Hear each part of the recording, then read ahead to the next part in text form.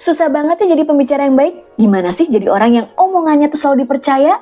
Sini aku kasih tahu 10 tips untuk bisa menjadi seorang pembicara yang baik dan juga omongannya dipercaya orang lain.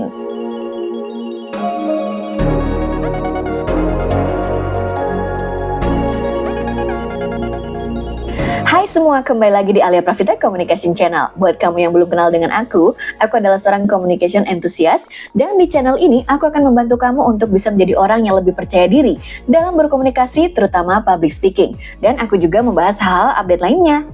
Di video kali ini aku akan kasih 10 tips bagaimana caranya menjadi orang yang cakap berkomunikasi dan omongannya dipercaya. Yuk kita cek. Jadi orang yang omongannya dipercaya dan juga obrolannya menyenangkan itu bukan hal yang instan didapat ya, tapi juga harus melewati berbagai tahap dan juga latihan, tetapi bukan berarti kamu tidak bisa. Kenapa sih yang namanya kemampuan komunikasi itu penting? Karena dengan kemampuan komunikasi yang jauh lebih baik, seseorang itu bisa jauh lebih percaya diri, lebih kompetitif di tempat kerjanya, lebih mudah mendapatkan koneksi dan juga peluang karir yang jauh lebih luas. Apa saja tipsnya? Yang pertama, tentukan goals kamu. Dalam berkomunikasi itu tidak hanya sekedar ngobrol-ngobrol aja nih kalau misalnya kamu pengen jadi orang yang dipercaya. Tetapi kamu harus punya tujuan saat berkomunikasi atau berbicara di depan umum. Apakah kamu hanya ingin sekedar pamer? Atau apakah kamu ingin memberikan manfaat kepada pendengar kamu? Untuk bisa menjadi orang yang dapat dipercaya, selain memberikan manfaat kepada audiens atau pendengar kamu juga harus bisa menjadi seseorang yang lebih mudah dalam mendengarkan orang lain. Jangan hanya mau bicara terus, tapi juga mau mendengarkan. Yang kedua, kenali audiens kamu. Ini bisa dilakukan dengan riset. Risetnya nggak harus riset gede-gedean kok, tapi juga bisa riset atau analisis kehidupan sehari-hari. Kenali karakteristik dan juga behavioral mereka. Karena dengan ini akan lebih memudahkan kamu untuk bisa mendapatkan empati mereka dalam berkomunikasi. Ini juga menentukan bagaimana gaya kamu dalam menyampaikan pesan. Kalau berbicara dengan orang tua, anak muda, pejabat, atau mungkin masyarakat umum, itu pasti beda treatment dan juga beda gaya bicara ya. Yang ketiga, autentisitas. Jadilah diri sendiri saat berbicara di depan umum atau berkomunikasi dengan orang lain.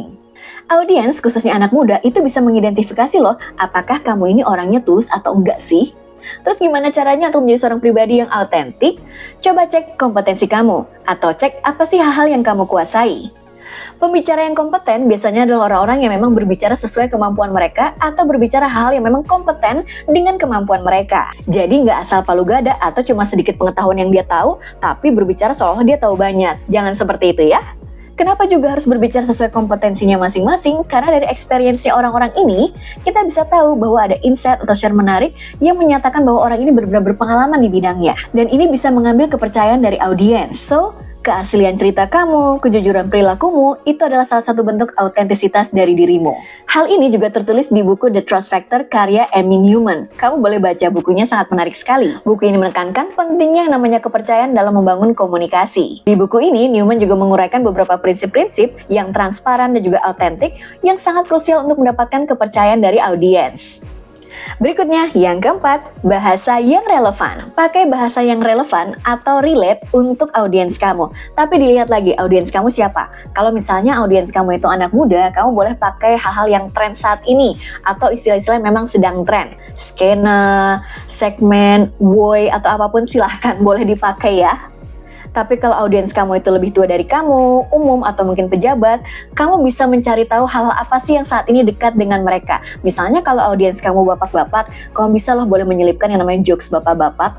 Tapi kalau misalnya audiens kamu adalah masyarakat umum, silahkan menggunakan bahasa yang lebih umum atau populer yang kira-kira mudah dimengerti oleh mereka. 5. Interaksi dan keterlibatan. Libatkan audiens dalam obrolan. Dalam hal public speaking pun, seharusnya ada interaksi dengan audiens, yaitu sesi tanya jawab. Interaksi paling mudah saat ini adalah dengan menggunakan sosial media. Kamu bisa membagikan idemu, pikiranmu, bahkan ceritamu lewat sosial media, dan kamu bisa melakukan interaksi dengan mereka. Caranya misalnya bisa lewat polling, share komen, atau kasih emoticon. Yang sekarang ini nih contohnya yang lagi ngetren. Berikan api-api kalau misalnya kamu setuju dengan pendapat aku di kolom komentar. Yang keenam, storytelling yang efektif. Zaman sekarang itu menyampaikan pesan itu nggak cuma sekedar kata-kata, tapi kita bisa kemas dengan storytelling yang menarik. Cerita yang relate ditambah dengan sisi emosional yang kita masukkan ke dalam storytelling ini bisa membantu hubungan interaksi yang lebih kuat dengan audiens. Storytelling juga membantu kita untuk lebih mudah mengemas pesan sehingga lebih mudah dimengerti. Pernah nyoba storytelling? Kalau misalnya pengen belajar storytelling lebih lagi, nanti aku akan buatkan video khusus untuk storytelling. 7. Visual yang menarik. Visual di sini termasuk dengan penampilan kamu atau bagaimana cara kamu mengemas presentasi kamu supaya menarik. Memang sih nggak munafik yang namanya penampilan itu selalu dinilai oleh audiens, dan itu adalah hal pertama kali dinilai oleh audiens. Ibaratnya nih, masa kita mau tampil di depan audiens tapi penampilan kita lusuh? Ya nggak dong. Karena itu, memang sih kita perlu belajar yang namanya grooming ourselves. Bagaimana sih untuk berpenampilan yang baik, rapi, sehingga kita bisa lebih dipercaya loh. Nah, untuk kemasan materi presentasi yang lebih menarik secara visual, kita bisa explore banyak hal. Misalnya, kita bisa explore nih, software atau aplikasi apa sih yang membuat slide presentasi itu lebih menarik. Bisa pakai AI misalnya. Kemudian, supaya tampilan presentasi kita lebih menarik, mungkin kita bisa pakai efek-efek yang menarik supaya presentasi kita tuh jauh lebih unik di mata audiens.